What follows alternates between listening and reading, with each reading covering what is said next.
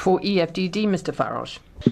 Well, Mr Kurtz, at least we've got somebody in this chamber who believes in the Judeo-Christian culture of Europe, which makes a very welcome change. So perhaps you understand why the EU's asylum policy has been the complete disaster that it is, as citizens look on at changes in their communities that none of them ever asked for.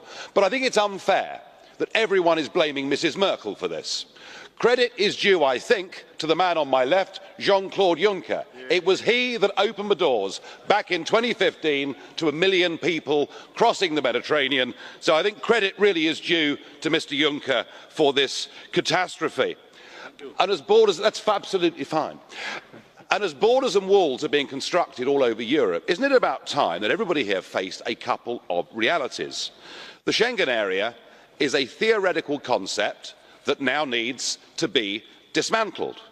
That the total free movement of people within the European Union, especially in an age of terrorism, is something that voters will not allow to continue.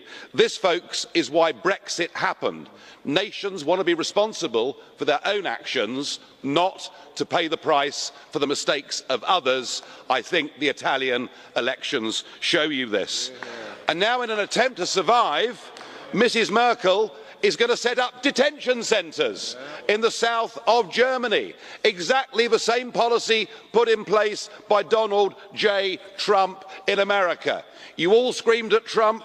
Will you scream at Merkel? How can you expect people who caused the problem to solve them? The old order is being swept away, and with it, Mr Verhofstadt, the vision of a United States of Europe is dying, thankfully, before our eyes. Yeah.